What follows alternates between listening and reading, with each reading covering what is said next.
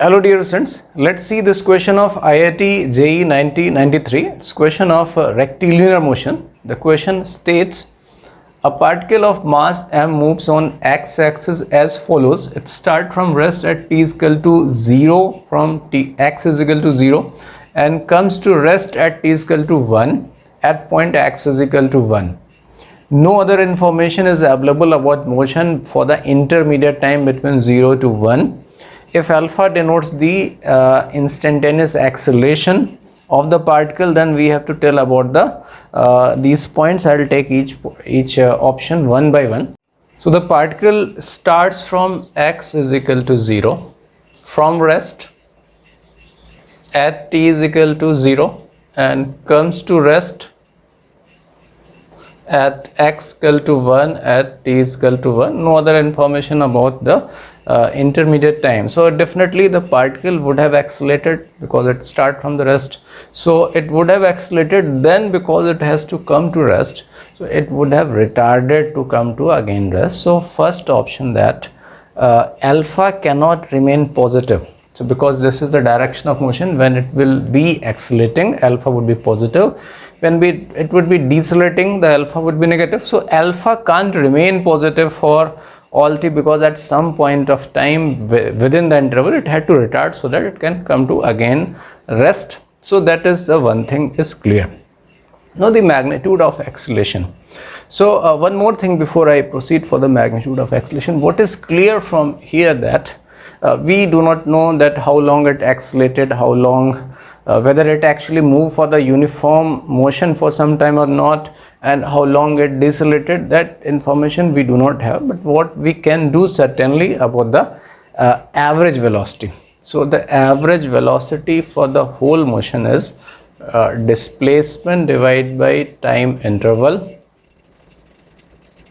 So displacement is 1, time interval 1, so average velocity is 1, and I'll use other symbol. So average total time of motion I am writing tau, and that tau is 1.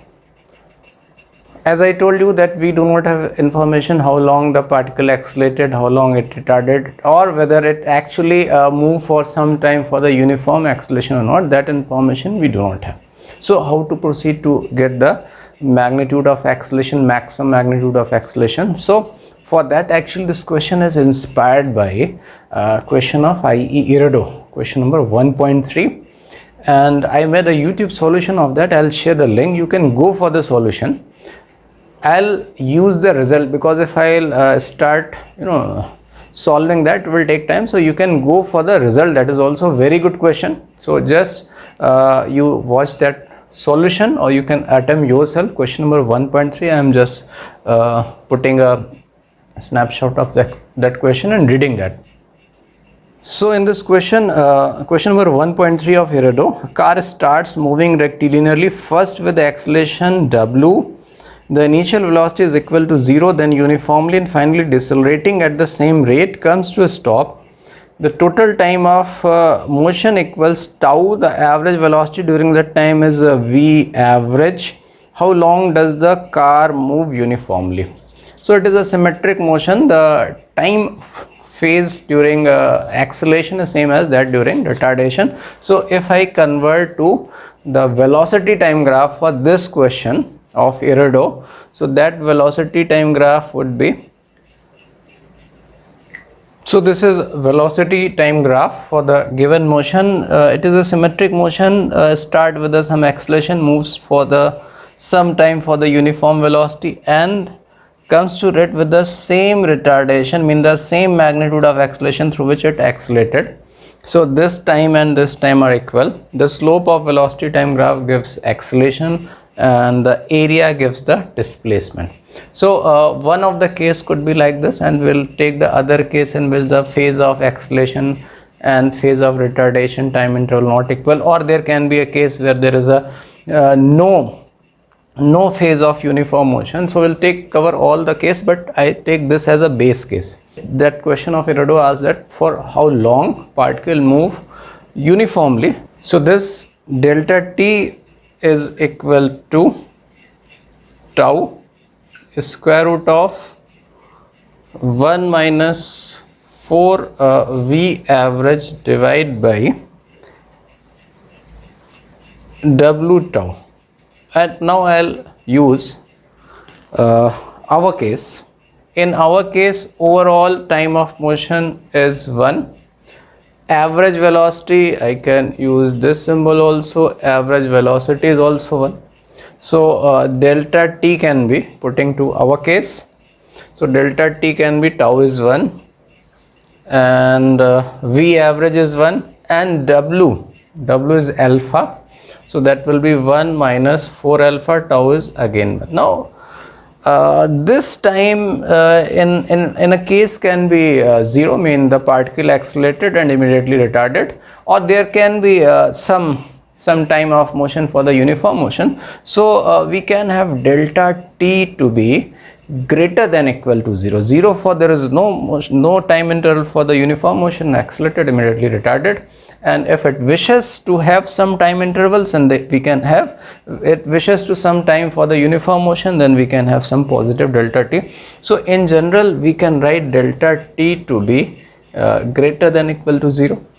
So greater than equal to 0 mean now obviously whatever is inside that should be positive, mean 1 minus 4 alpha should be greater than equal to 0, and alpha will be then greater than equal to 4. Actually this is the alpha, that is the that magnitude of the acceleration. So I should say mod alpha is greater than equal to 4, and that is one of the possibility. If we get any of the such possibility, then my option C is correct. So option C said mod alpha must be greater than equal to 4 at some point or points in its path. But let me look for the other case. Suppose keeping delta t equal. So this phase acceleration is more than this phase. So suppose this whole thing keeping the area same, if this graph goes this way, this delta t same. So now you can see that this slope is steeper, and if this is steeper, so this acceleration is more than that, and that acceleration was already greater than 4 or equal to 4. So here also it is anyway greater than 4. So that is one thing also. And if delta t is 0, obviously if delta t is 0, that is including that possibility. If delta t is 0, keeping delta t 0, mean that no time for the no time for uniform motion like this, we can have directly like this. This is a, we can go like this and again uniformly, and here I showed that this acceleration is more than 4. And so now if it wishes to go something like that, keeping that area same, suppose this graph is something like this. Now this part slope, magnitude of slope is more than that. So again alpha was already greater than equal to 4. So now that is again more than greater than equal to 4. So or if it wishes to go like that, keeping area same. Now this part is steeper than that. So mod alpha will be greater than 4 again. Or okay, suppose if it wishes to move with a non-uniform acceleration, if the slope is graph is a straight line, VT graph slope is a constant, so acceleration is uniform. So displacement is fixed, so this area has to be 1. So now it wishes that okay, I'll go this way, and now you can see this much area is less, so in the return it should come something like that. And you can see that this at this point the magnitude of slope is less, here the magnitude of slope is equal to this, and now it is become steeper. So again at some point of motion mod alpha will be, here the mod alpha was greater than equal to 4, and now here the mod alpha will be more than 4. So we check all the cases, so we can say confirm that mod alpha must be greater than equal to 4 at some point or points on its path. And then option D is saying alpha must change sign during the motion, correct, because it has to retard, so it has to change its sign.